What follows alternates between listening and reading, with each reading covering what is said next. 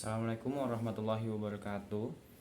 Sebelumnya perkenalkan, nama saya Muhammad Ihsan Arifai dari Teknologi Rekayasa Otomasi Angkatan 2023. Di sini saya akan menjelaskan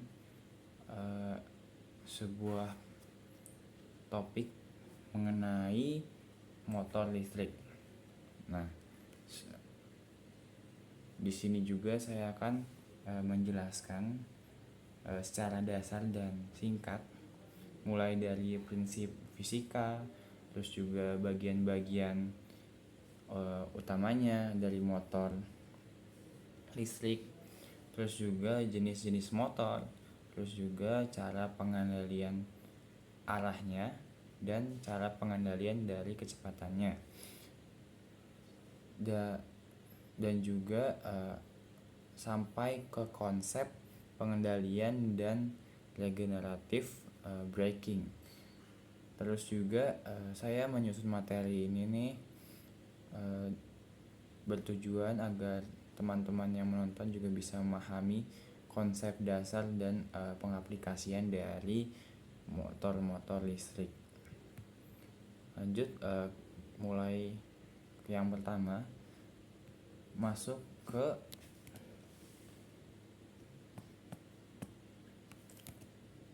dasar fisika motor listrik. Nah, yang mendasari fisika motor listrik nih, kita mulai dari hukum Lorentz, yaitu hukum yang mendasari dasar fisika motor listrik ini. Nah, secara sederhana nih,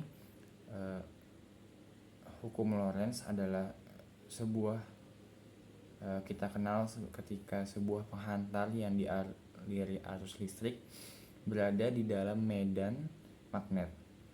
Terus juga nanti penghantarnya itu akan memunculkan sebuah gaya. Nah, gaya ini dalam bentuk atau yang sering kita gunakan pada motor listrik. Nah, ini gaya ini bisa dilihat rumusnya seperti yang ada di layar. F sama dengan B. B itu medan magnet, I itu arus, L itu panjang kawat dalam medan magnetnya, dan sudut. Alfa itu sudut yang diapit oleh arus dan medan magnetnya. Terus gaya Lorentz ini juga bila diletakkan pada armatur yang dibuat melingkar, itu melingkar seperti loop, akan menghasilkan momen gaya atau torsi seperti yang bisa dilihat di layar. Gerak rotasi yang dihasilkan oleh armatur ini juga bisa menghasilkan torsi. Nah, torsi inilah yang menyebabkan rotor berputar dan menghasilkan gerak rotasi itu juga. Nah, bisa dilihat pada layar ini ada gambar dan rumus. Untuk rumus torsi sendiri yaitu D atau durasi dikali dengan I itu arus, dan juga dikali dengan L panjang kawat, dan B yaitu medan magnet.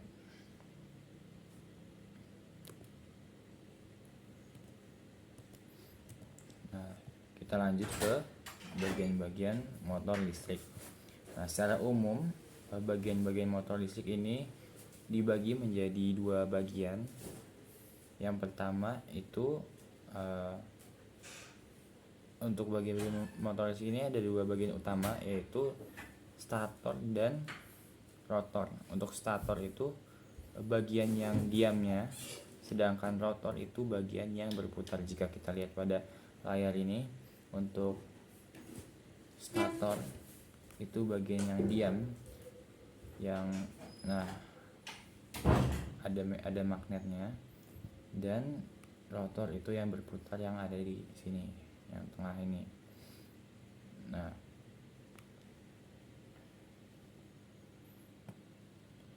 pada salah satu ujung rotor juga terdapat komponen yaitu komutator dan brush yang berfungsi untuk menghantarkan arus listrik ke kumparan dalam motor. Nah, dalam motor brush DC itu stator biasanya berisi magnet permanen atau kumparan medan, sedangkan rotor berisi kumparan yang dialiri arus. Lalu lanjut ke slide berikutnya tentang kelebihan motor. Kelebihan motor brush yaitu dia sederhana. Untuk motor DC ini, motor sikat memiliki desain yang sederhana dan lebih mudah dikendalikan. Terus juga motor ini membutuhkan sirkuit yang lebih sederhana dibandingkan motor tanpa sikat atau brushless. Nah, terus juga kelebihan motor brush yang kedua itu dia hemat biaya.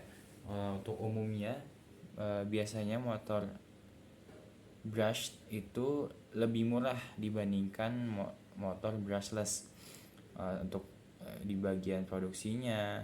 Terus juga motor brush ini menjadi pilihan yang terbaik atau yang populer untuk digunakan di berbagai aplikasi.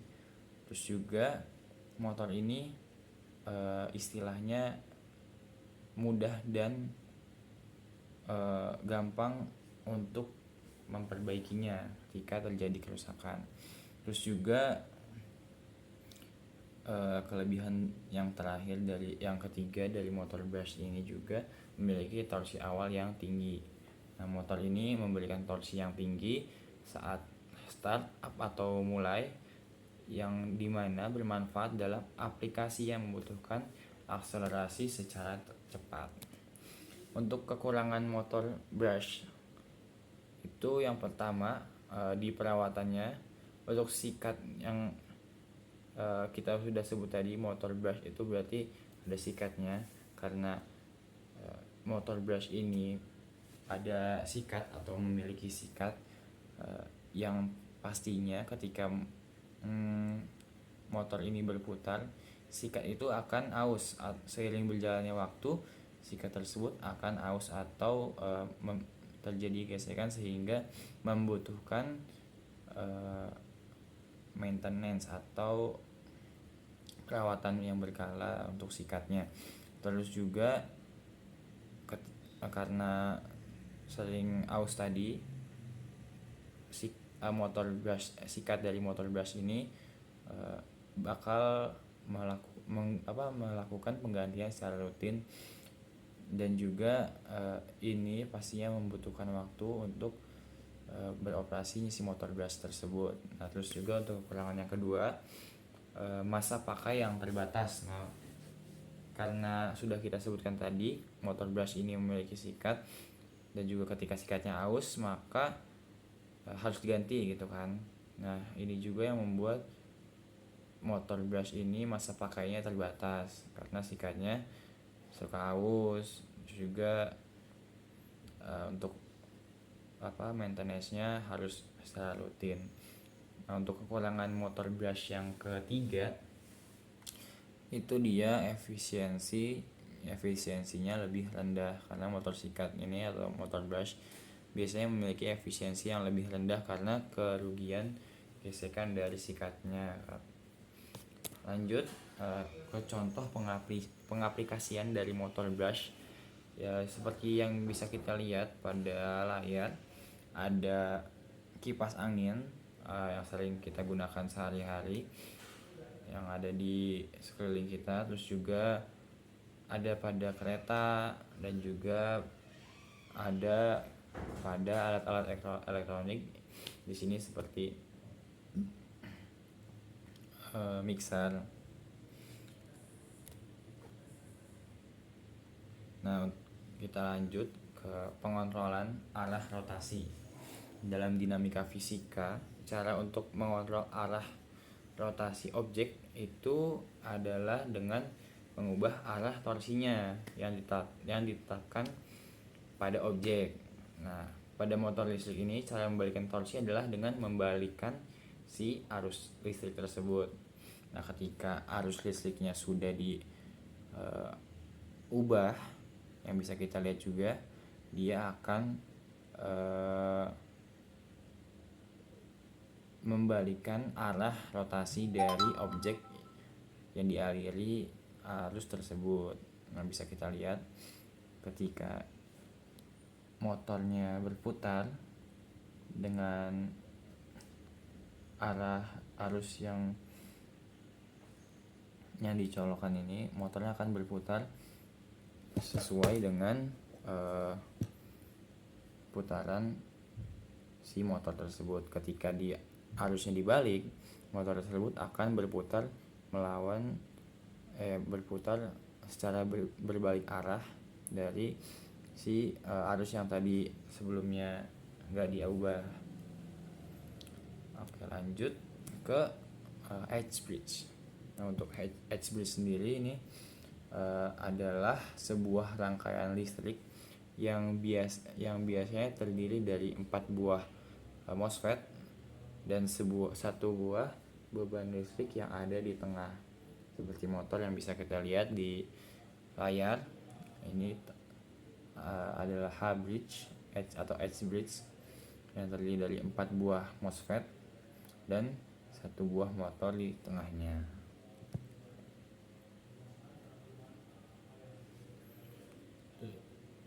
Terus juga transistor tipe MOSFET ini yang ada pada edge bridge bersifat seperti sebuah switch yang dapat diaktifkan dengan tegangan listrik.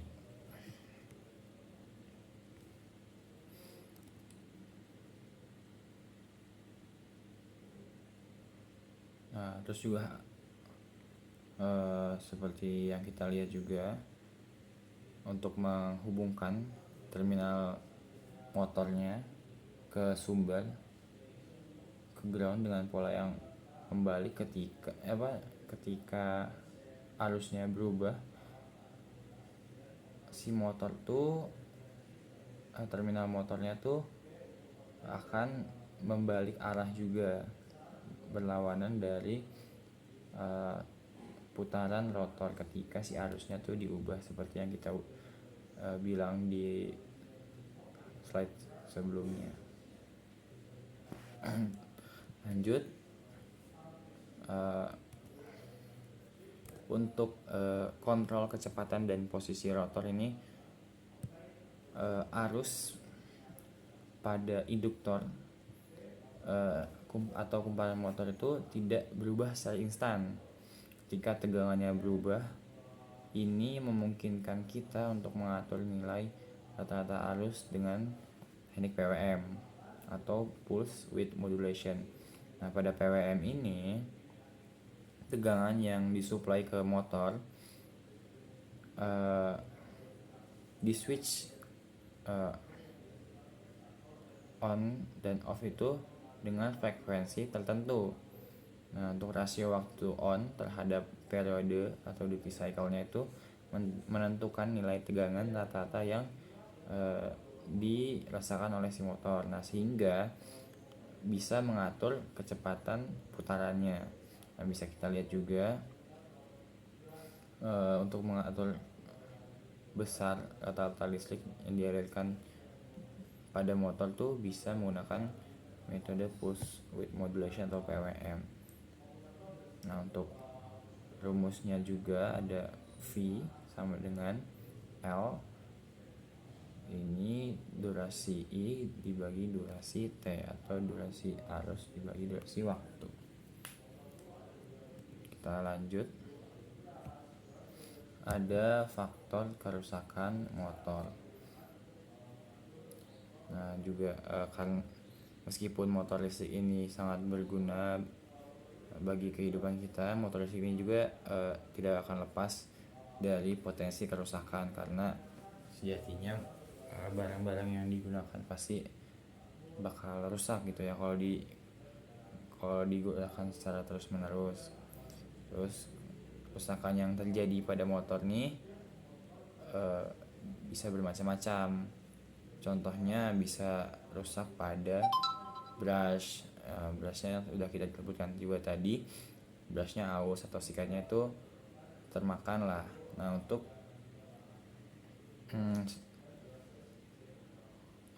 si brushnya ini udah nggak selaras dengan strip komutator. Nah, untuk kerusakan ini juga menyebabkan turunnya efisiensi kerja dari si motor tersebut. Makanya harus diganti secepatnya biar kinerja dari motor tersebut tuh tidak terhambat.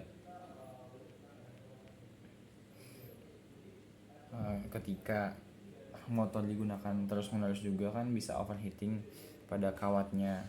Nah, stator tuh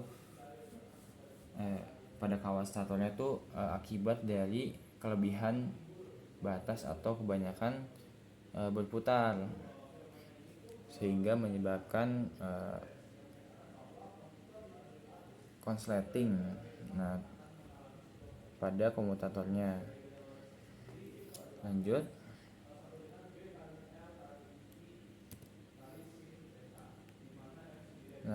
ke motor brushless. Nah, motor brushless ini adalah tipe motor listrik yang tidak menggunakan brush. Nah, kalau yang ini brushless tidak menggunakan brush. Kalau yang tadi itu brush itu menggunakan brush atau sikat. Nah, untuk motor brushless ini tipe motor yang menggunakan brush untuk mengkomutasi si arus listriknya. Nah, dibandingkan dengan motor brush tadi, motor brush ini lebih efisien dan juga memiliki masa operasi yang lebih lama karena dia tuh tadi nggak pakai sikat. Terus juga motor brushless ini karena dia tidak pakai sikat, otomatis dia tuh memiliki lebih sedikit perawatan dan juga jangka waktu pengguna itu lebih lama. Nah, masuk ke cara motor brushless berotasi. Bisa kita lihat pada layar ini ada ilustrasi gambar dari motor brushless.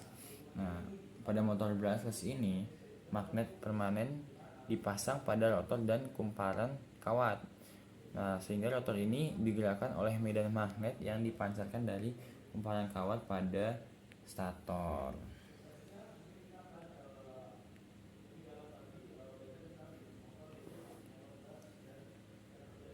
Terus juga untuk memastikan arus listrik dialirkan pada fase yang tepat sesuai pada posisi rotor, itu motor brushless DC ini sering dilengkapi 3 atau 6 buah sensor half effect pada statornya.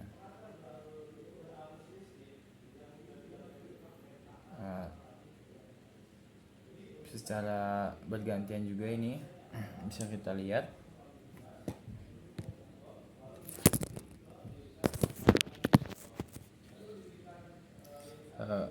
karena tadi sudah dijelaskan juga motor brushless ini tidak menggunakan brush, maka dia jangka waktu penggunaan motornya itu bisa lebih lama. Terus buat motor brushless ini juga di samping kelebihannya tadi juga memerlukan sistem komutasi elektronik yaitu driver, sehingga bisa dikatakan motor brushless ini lebih rumit penggunaannya. Nah, juga untuk komutasinya yang dilakukan pada rangkaian elektronikanya itu harus mengaktifkan fase-fase stator pada waktu yang tepat, biasanya dengan bantuan sensor posisi rotor seperti sensor Hall effect atau dengan metode sensorless yang mengamati back EMF-nya. Nah, terus untuk memastikan arus dialirkan pada fase yang tepat, itu kan dilengkapi dengan 3 atau 6 sensor half effect tadi. Nah, sensornya itu mendeteksi polaritas magnet yang menghadap fase tertentu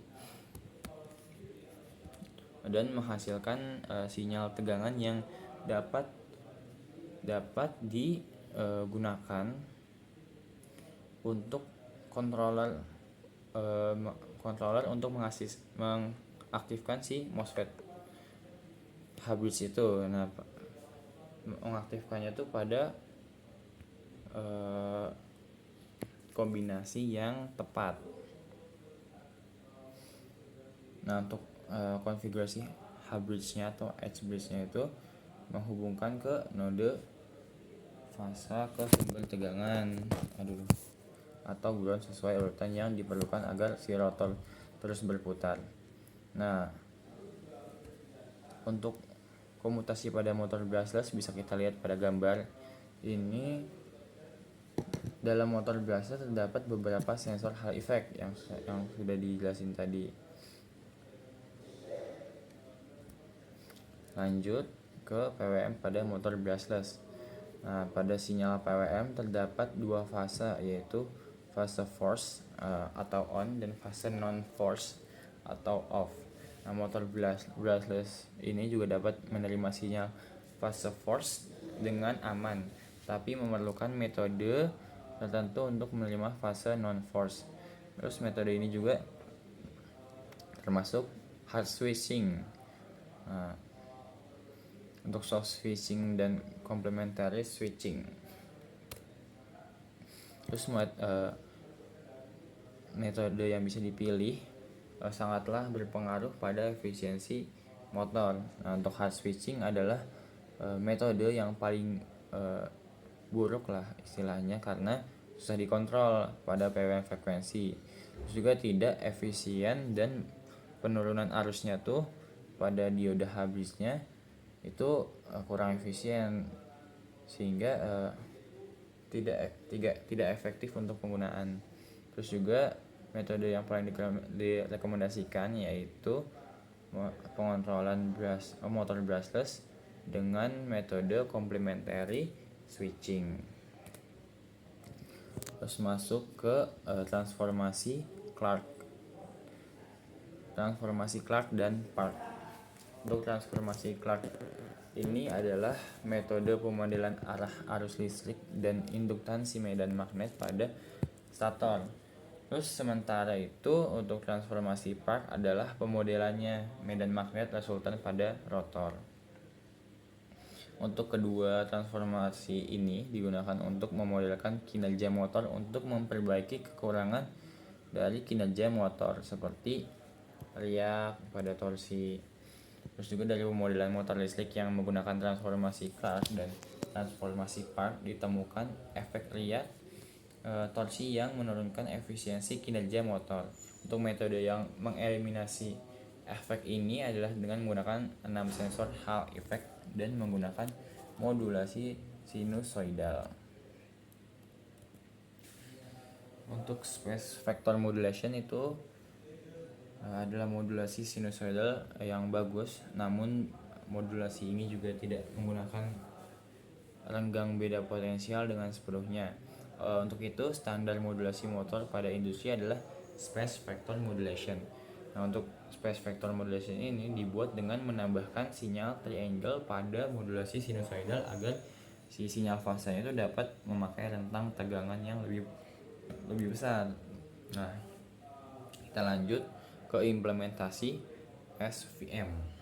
Nah, dalam implementasi SVM ini 3 H-bridge yang mengontrol diaktifkan dengan konfigurasi tertentu. Nah, untuk konfigurasi yang digunakan itu tergantung pada posisi sudut dari medan magnet si rotor. Nah, bisa kita lihat ini pada layar. Ada V1, V2, V3, V4, V5, dan V6. Nah, terus juga sinyal PWM itu dapat dibagi menjadi dua, yaitu force fasa dan unforced fasa. Lanjut untuk menentukan konfigurasi H-bridge tadi yang digunakan, force pass dibagi menjadi dua, yaitu T1 dan T2. Lalu periode T1, T2 dan T0 itu disebut unforced fase. Nah, bisa kita cari dengan rumus yang ada di kiri bawah ini. Nah, untuk panah merah ini menunjukkan sudut vektor gaya yang kita inginkan. Untuk mengubah periodenya juga untuk mengubah periode menjadi input high pada node A dan A, B, dan C kita harus menggunakan rumus pada tabel kanan yang ada di bawah sini.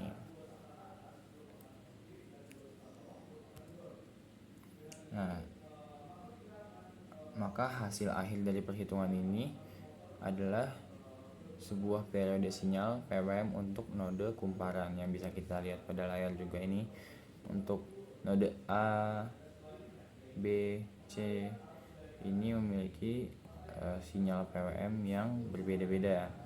Untuk A-nya seperti ini, B seperti ini, dan C seperti ini. Nah, untuk panah merah yang sudah kita sebutkan tadi juga untuk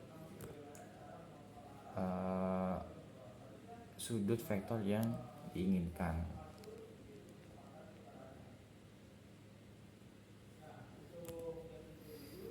Terus di sini kita lanjut untuk cara membaca datasheet motor listrik.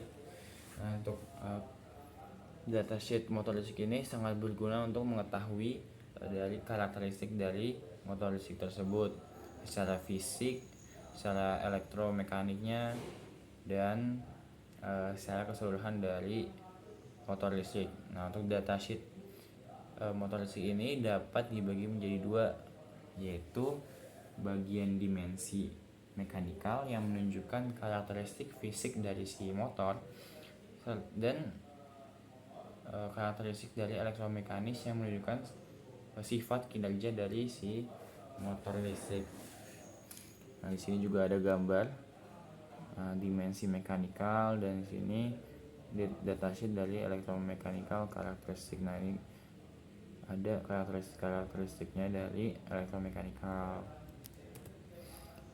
Adapun parameter-parameter yang bisa kita perhatikan dalam membaca datasheet motor listrik nih, yang pertama itu tegangan nominal, yaitu tegangan yang digunakan untuk mendapatkan nilai nominal lain. Terus ada arus nominal, ini arus listrik maksimal sebelum lilitan menjadi terlalu panas. Nah, ini bisa sebagai antisipasi ya berarti. Untuk selanjutnya data mengenai sifat thermal motor. Ini mencakup resistansi thermal, konstanta waktu thermal, temperatur maksimal, temperatur ambient, dan lain-lain. Nah, untuk selanjutnya itu ada karakteristik pembangkit torsi seperti speed konstan, back IMF konstan, torque atau torsi konstan, dan current atau arus konstan. Juga ada resistansi dan induktansi lilitan motor listrik tersebut. Terus ada massa dan inersia motor, lalu ada karakteristik dari si motor.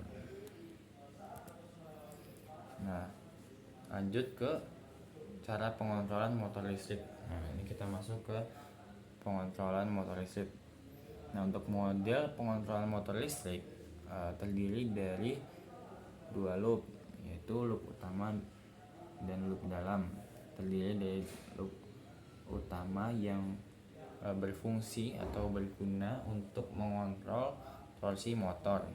Nah, apabila sistem belum menggunakan driver, nah ini loop dalam ini yang dijadikan sebagai pengontrol arus yang disuplai ke motor listrik. Untuk gambarnya, untuk loop utama itu sebagai berikut nih. Nah, untuk loop dalamnya ini torsi dalamnya kecepatan.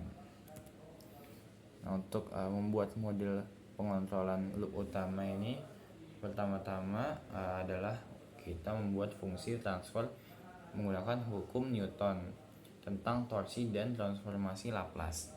Nah, proses ini juga menghasilkan fungsi transfer di sebelah kanan yang bisa kita lihat ini. Terus juga fungsi ini menggambarkan bagaimana sistem motor itu merespon torsi input.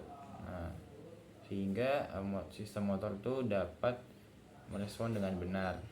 Ketika kita membuat sistem motor menjadi sistem loop yang tertutup, itu bisa benar karena lihat dari respon sistemnya.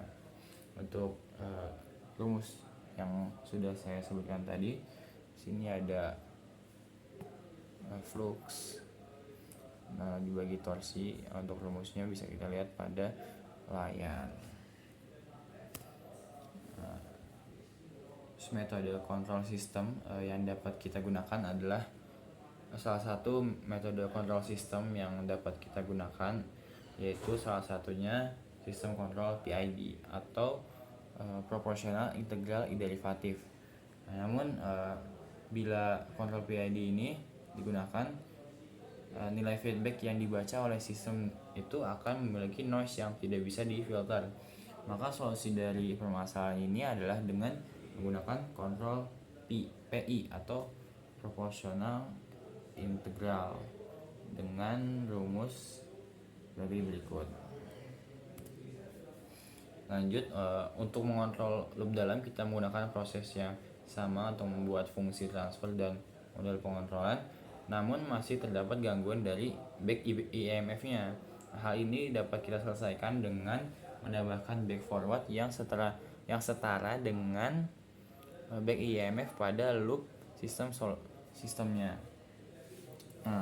Solusi ini bisa sangat berguna pada motor yang berputar dengan cepat dan tidak konstan. Lanjut, kita masuk ke bagian regenerative braking.